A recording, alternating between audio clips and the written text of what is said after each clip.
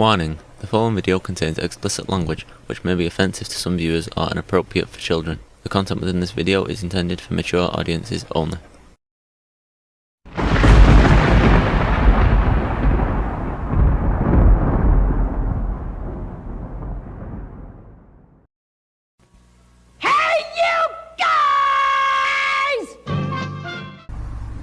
Hello and welcome to this video. I hope everyone's doing alright, I hope everyone is having fun, and I hope the universe is treating you fairly. Today's video is kind of interesting. I've been doing a lot of thinking. There's been a meme floating around about, it shows a picture of a card catalog, and it's like, this was, when I was a child, this was our search engine. And the first couple times I saw it, I was like, haha, you know, that's kind of cute, you know. Then I started to think about it critically. How regressive that is. How regressive thinking something like that is. Yes, growing up, we had to learn things like the Dewey Decimal System, the Library of Congress system, which I couldn't figure out why the Library of Congress and the Dewey Decimal System were two different systems.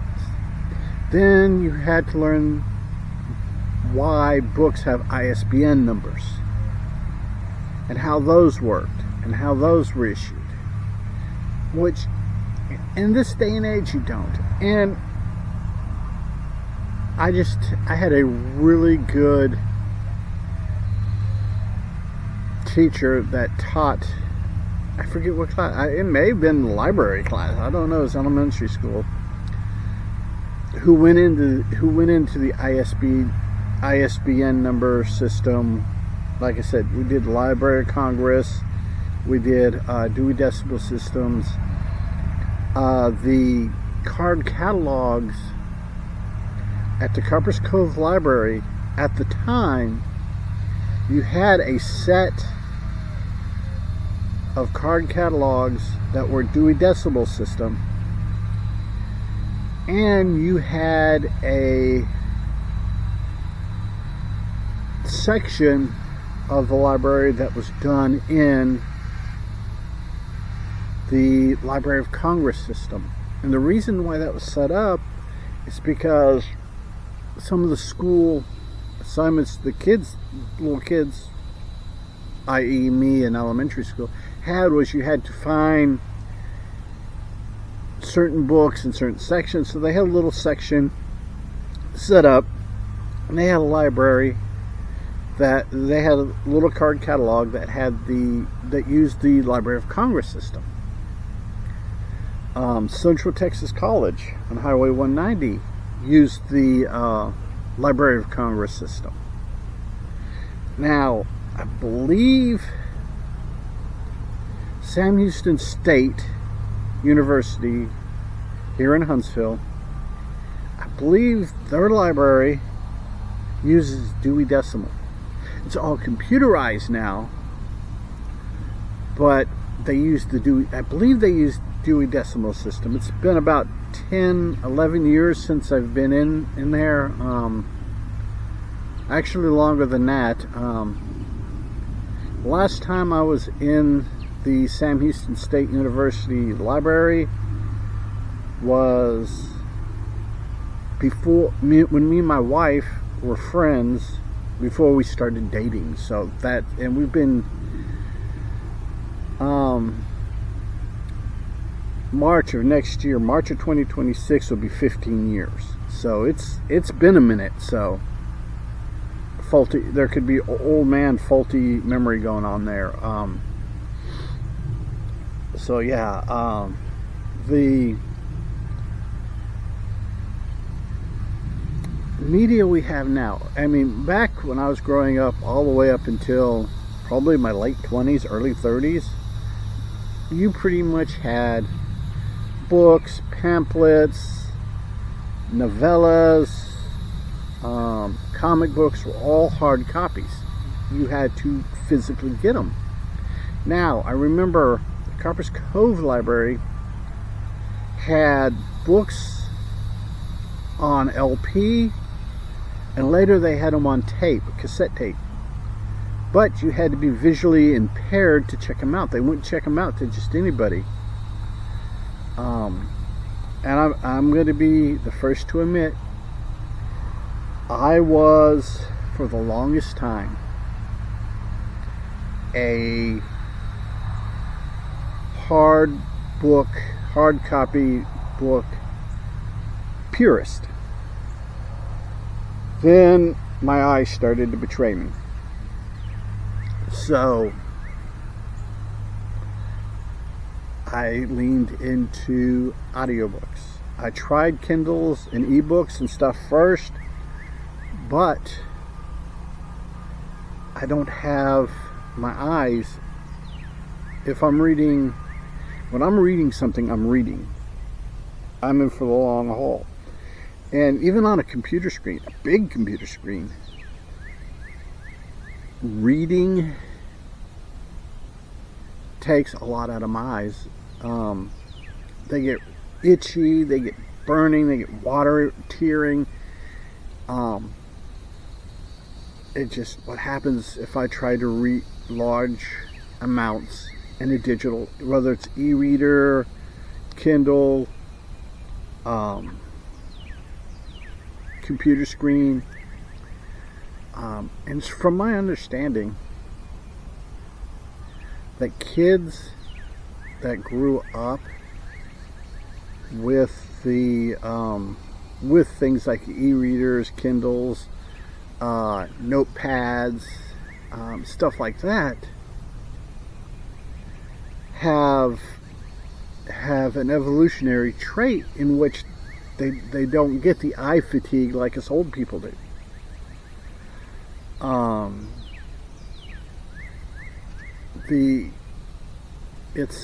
We don't have that because we weren't exposed to it. Therefore, even those people on the younger end of Gen X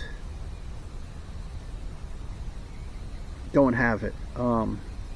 My wife doesn't have it. She's a millennial. It's kids born probably mid to late 90s into the new century that have this evolutionary trait where they can read large amounts of digital text. There are some Gen Xers, there are some boomers, and there are some millennials that can do it. However, for the mass majority, it's a no-go. And it's a combination of age and your body not adapting to it, or being in your 30s or older when stuff like that became commonplace. Your 20s, 30s, when stuff like that. Well, hell, my wife was in her teens, early teens, but you don't get that. You don't have that evolutionary trait that the alphas and people like that have. So yeah, it is what it is. Me, I love audiobooks. That has become, like I said, because it is so physically daunting for me to read. I enjoy doing it, and if something is something I enjoy, I will pick it up in hard copy and read it. Example, the Frank Herbert Dune books. Have those in hard copy. The Brian Herbert Dune books that I've picked up recently are all in audiobook. I personally don't feel that the Brian Herbert Dune books are of enough quality for me to endure the physical challenge, wearing glasses, eye fatigue and stuff of reading. Mind you, I do buy larger print books, and even with glasses. And these are, like these here, these are Dollar General, Dollar Tree readers. I had my eyes tested a few years back, and the doctor's like, look, your eyes, you have astigmatism. Yes, because you're getting older, your eyes will get worse. However, until you hit about 60, 65 years old, and your eyes have finished degenerating, it's not worth buying new prescription glasses every 2 to 3 years. He's like, readers, until you hit that point, till you've bottomed out under your eyes degenerating, it's not worth it. You know, you pay $1 to $2 for a pair of glasses, you lose them, they get broken, no big deal. You pay $150, $200 for a pair of glasses, they get lost, they get broken, that's a big deal. So, you know, and I gotta kind of respect the doctor for being, you know, upfront and honest about that. So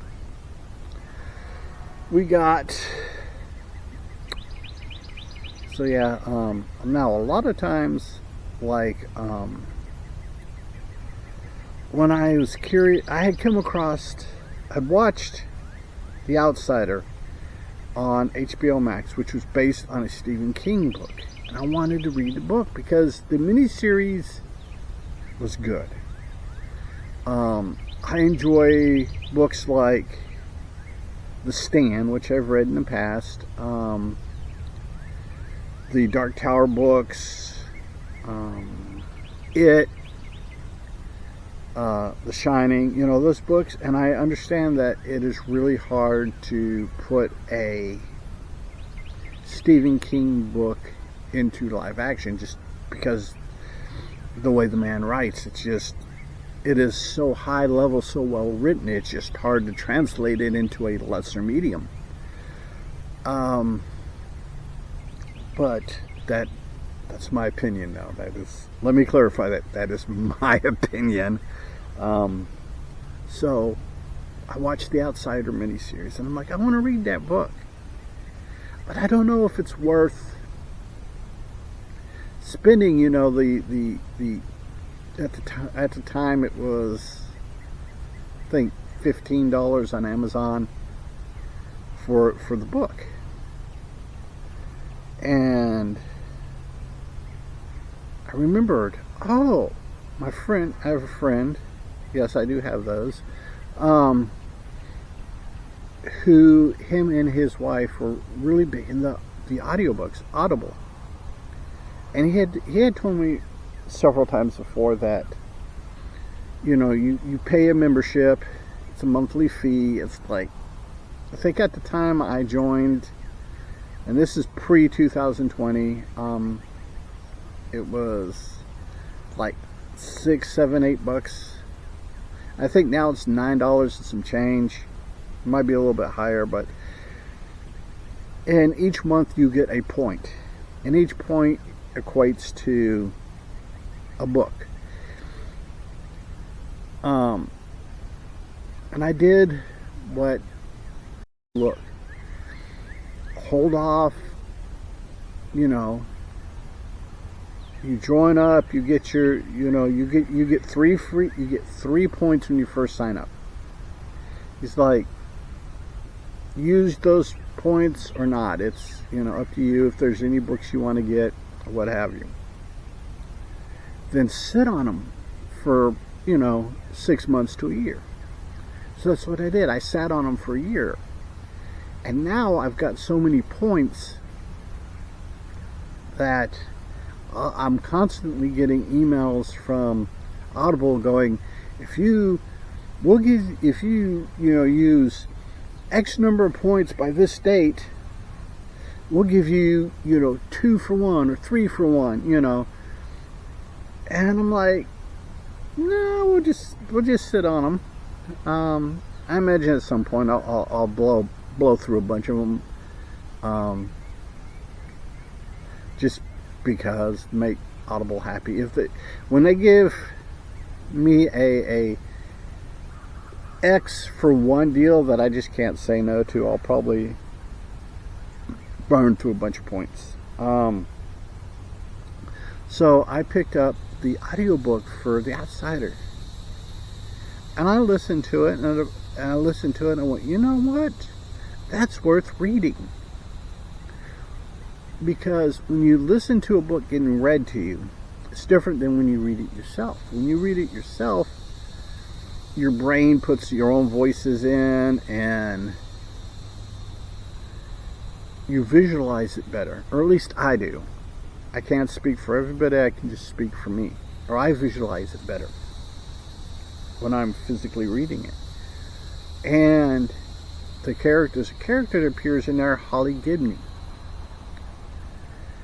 She was first introduced in the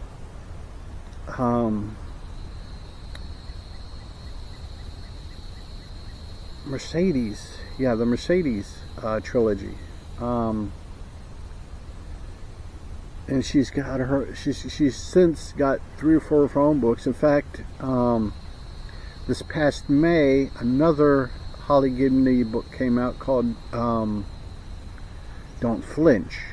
I will probably at some point, when I get time to read it and absorb it, do a video on it. But it's one of those things where I can pick up the audiobook, listen to it, and go, okay, that's worth reading. And I have went back. I've had for years a copy of The Shining, a copy of The Stand, a copy of it, all these, and the deluxe, prestige, overpriced, super expensive books. But for me, it was worth it. Leather bound. In fact, I believe my copy of The Stand is leather bound.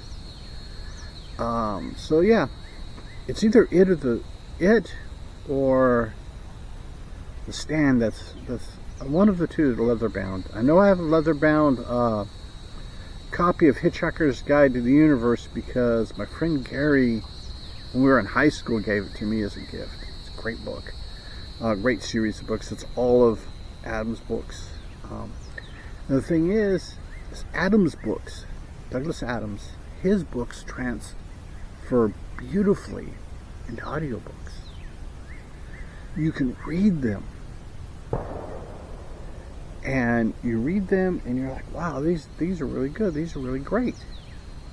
Then when you listen to them, because the Hitchhiker's Guide to the Galaxy series of books are based on audio plays.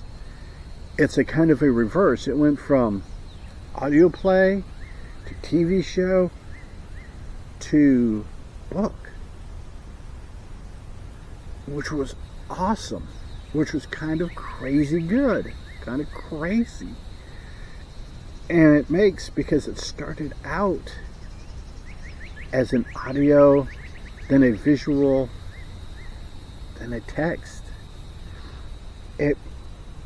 And Douglas Adams himself adapted for each medium. And so by the time he hit the novelization, he had gotten all the rough spots ironed out to make a good novel. It's one of those things. I think of Douglas Adams' books, I think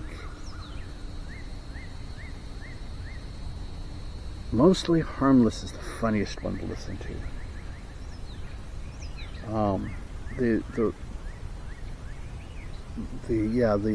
Mostly Harmless. The other ones, Hitchhikers, Restaurant at the Universe, So Long, Thanks for All the Fish, and stuff like that. And those books, those are out of order, by the way. By the time I heard the audio, I had seen the BBC series, TV series, and read them so many times. So when I listened to them on the audiobook, it was kind of cool. It was cool, but it wasn't anything new. I had only read Mostly Harmless once or twice before I heard it on audio. I just fell in love with it on the audio. Plus, audiobooks give authors, small-time authors, that leg up into the publishing business, because it's easier to self-publish that way. There are a lot of things that I've picked up in audiobooks that